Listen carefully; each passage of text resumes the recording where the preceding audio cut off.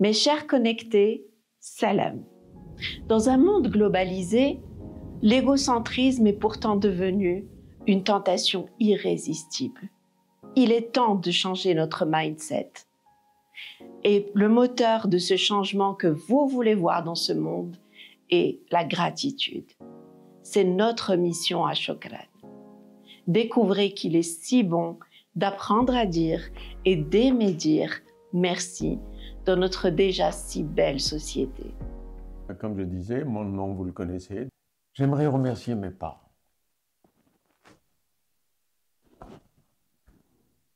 Ah, celle-là, oui, oui.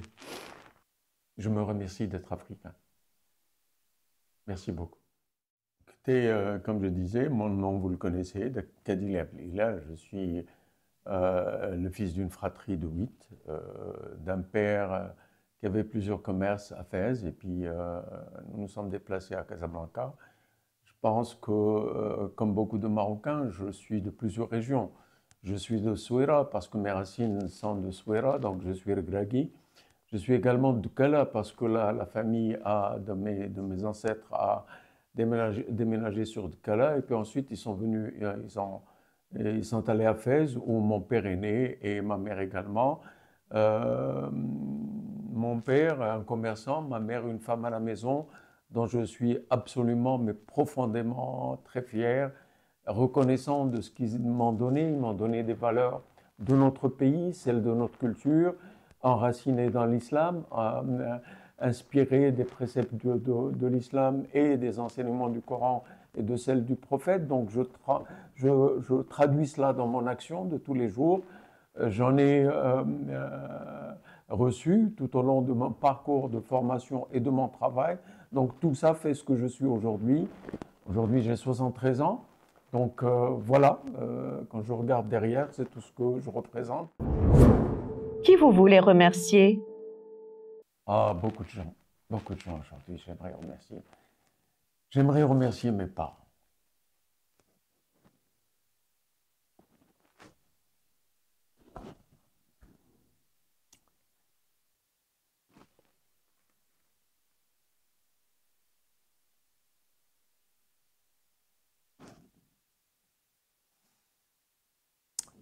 J'aimerais remercier mon père.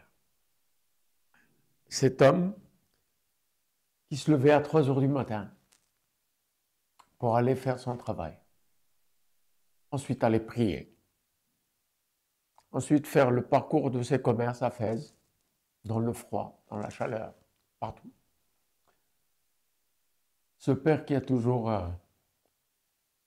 cru dans son pays, qui a été emprisonné pour son pays, mais qui ne l'a jamais réclamé, qui n'en a jamais parlé. Parce que pour lui, comme pour nous, ses enfants, ça fait partie de ce que nous sommes, des citoyens à part entière. Je voudrais remercier ma mère qui m'a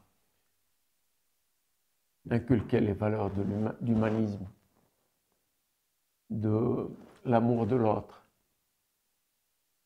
de la compassion, de l'humilité. Une personne illettrée, mais néanmoins, elle dépassait de loin beaucoup de gens que j'ai rencontrés dans mon parcours. Se disaient qu'il y avait, c'est vrai, plein de bardés de diplômes. Ma mère n'en avait pas, mais elle avait le diplôme de la vie. Et tout ça,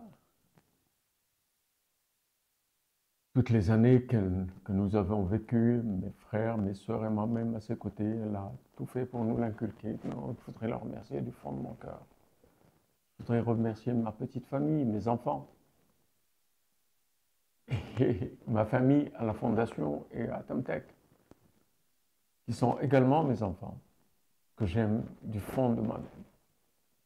Chaque jour que le bon Dieu fait, je sens leur amour, je sens leur passion, je sens leur engagement à mes côtés pour faire ce que nous faisons. Parfois difficilement, je ne suis pas. Parfois en supportant, mais mon insistance, en supportant ma volonté de pousser les choses encore plus loin. Sans cela, sans cette équipe, sans cette famille, nous ne serions pas ce que nous sommes aujourd'hui. Quelle expérience positive vous a le plus apporté? Ah, celle-là, oui, oui. C'est d'avoir rencontré un homme qui s'appelle Abdrahim Lemchli. Dieu est son âme. Cet homme, alors que je revenais quelque temps de mon premier séjour pour un doctorat aux États-Unis en Business Administration, au milieu des années 80, m'a carrément adopté et m'a fait confiance. Vous savez, quand quelqu'un vous fait confiance, vous faites non seulement de votre mieux, mais vous engagez totalement. Et c'est ce que mes parents m'ont appris et c'est ce que j'ai fait tout au long de mon parcours. Et j'ai appris à ses côtés énormément de choses. J'ai appris à ses côtés à interpeller la loi, à la titiller, à la faire parler pour les besoins des fonctions qui allaient être les miennes, mais également pour celles des citoyens qui venaient nous voir au ministère des Affaires administratives. Dans le temps, j'étais directeur de cabinet et puis ensuite directeur de la réforme administrative. À transformer l'administration, à lui donner des structures dans le respect et dans le cadre de la loi. Et ça, je le dois à Abdrahim Lemchli. Non pas que je n'étais pas légaliste moi-même, mais lui était le summum du légalisme, le summum de la probité, le summum de l'honnêteté et de l'engagement citoyen. Voilà. Cet homme-là, j'aimerais le remercier, je voudrais lui dire à titre posthume combien de respect j'ai pour lui, combien d'amour fraternel j'avais pour lui et je continue à avoir pour lui. Voilà. Abdrahim Lemchli était une plume magnifique et un esprit alerte. Et tout ça, j'ai essayé de l'émuler, j'ai essayé de le suivre et je continue. Quelle expérience négative vous a finalement le plus enseigné? Vous savez,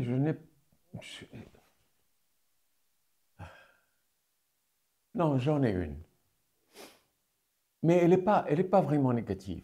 J'étais directeur Peace Building and the Rule of Law à la Fondation Robert F. Kennedy Memorial Center for Human Rights. J'étais la troisième personne du centre. Et donc j'ai fait en l'espace de 3 ou 4 semaines un périple de quelques 15 000 kilomètres, plus peut-être. Maroc, Kenya, New York, Washington, Canada, etc. Et j'ai eu une alerte cardiaque.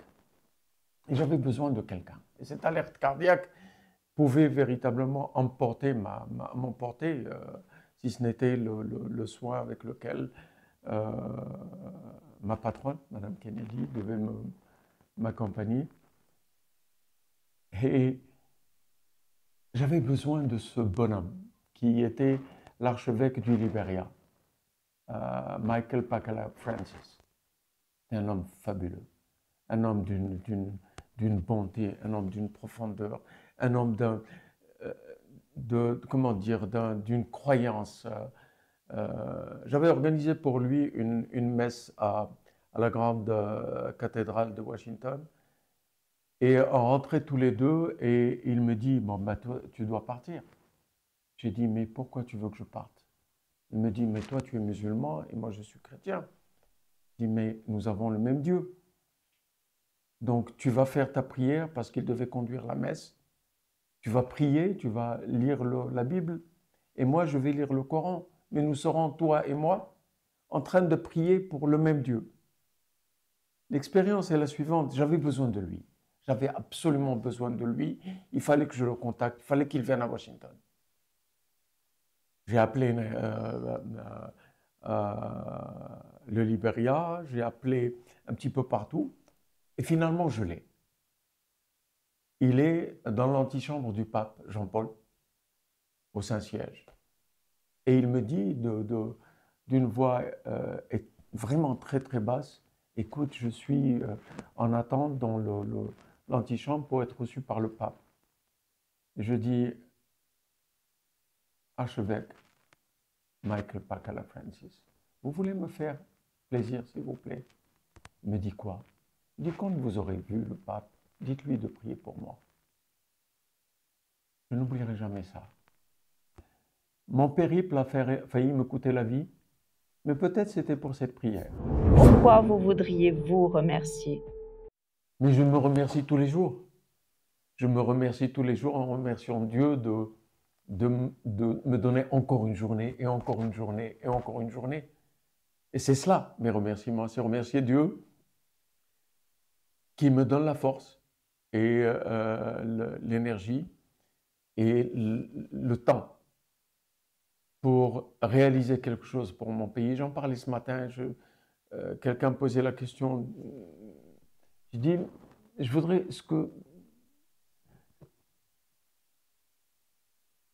la meilleure des choses qui puisse m'arriver. Et mes remerciements seraient dans ce sens. C'est quand je serai au bout du rouleau, jeter un coup d'œil par-dessus mon épaule et dire si c'était à refaire, j'en ferai exactement la même chose. Et je vous assure, je ferai exactement la même chose. J'aimerais mon pays, j'aimerais mes enfants. Je me consacrerai totalement à ce que je suis en train de faire. Nous avons dans notre pays des potentialités extraordinaires. Vous, tout le monde ici, partout où vous allez. Nous sommes dans un grand pays. Notre histoire ne s'arrête pas en une journée, un mois, une année, pour ceux et celles qui critiquent, qui disent rien ne change, alors que beaucoup changent. Notre histoire est millénaire. Et nos enfants et nos petits-enfants et leurs petits-enfants viendront pour constater ce que ce grand pays est en train de devenir, sous la conduite éclairée de son roi, avec la contribution de son peuple et de ceux qui y croient. Et ils sont très, très, très, très nombreux. Bien entendu, dans l'histoire des nations, il y a des incidents de parcours, mais ce n'est pas ça qui compte. Ce qui compte, c'est que depuis le 18 novembre, dans 2 jours, 1955 à aujourd'hui, regardez ce que nous sommes devenus.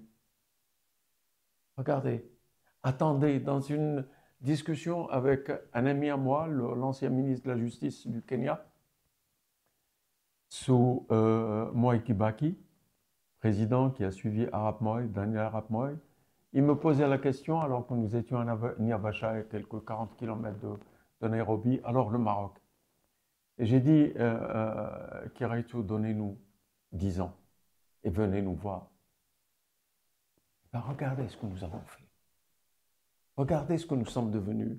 Alors que nous souffrions dans le temps, quand nous avions une dette extérieure de 3 milliards de dollars, regardez aujourd'hui. 3 milliards de dollars, c'est peanuts pour notre pays. Regardez les grands projets. Qui aurait dit qu'on allait pouvoir aller à Tanger en 1h10 minutes, 1h20 minutes? Qui aurait dit que nous aurions le TGV sur Agadir et bientôt, pourquoi pas sur Lyon, pourquoi pas sur Dakhla? Qui aurait dit ça il y a quelques années? Eh bien, ça, c'est ce que nous sommes aujourd'hui. Et ça, c'est ma fierté. Et ça, je me remercie d'être partie prenante à tout cela. D'avoir un jour dit, pour l'Afrique, il n'y a qu'à lire Sa Majesté, Mémoire d'un roi, le Maroc, c'est un grand peuplier dont les racines plongent profondément en Afrique. Et ces racines plongeant profondément en Afrique sont traduites par l'action de Sa Majesté, traduites dans ses multiples voyages, plus de 70 voyages en Afrique, pour consolider ce que nous sommes. Nous sommes éminemment, oui, nous sommes arabes, nous sommes musulmans, mais nous sommes éminemment et viscéralement africains. Voilà. Je me remercie d'être africain. Merci beaucoup. Merci à tous d'avoir suivi ces émouvants témoignages. J'espère qu'ils sauront vous inspirer. Un grand merci au Centre Jawhara pour leur indéfectible soutien. À vous tous, merci et shukran min qalbi lal qalb.